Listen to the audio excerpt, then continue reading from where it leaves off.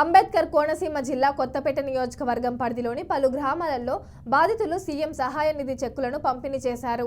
ఈ మేరకు ఎమ్మెల్యే బండారు సత్యానందరావు కొత్తపేటలోని బండారు బులిసత్యం చంద్రావతి కాపు కళ్యాణ మండపంలో 22,35,296 రూపాయల చెక్కులను అందజేసినట్లు తెలిపారు. పేదలకు ఆప్తుడు రాష్ట్ర ముఖ్యమంత్రి నారా చంద్రబాబు నాయుడని, పేదలను ఆదుకోవడంలో అండగా ఉండడంలో ముఖ్యమంత్రి ముందుంటారని ఎమ్మెల్యే సత్యానందరావు అన్నారు.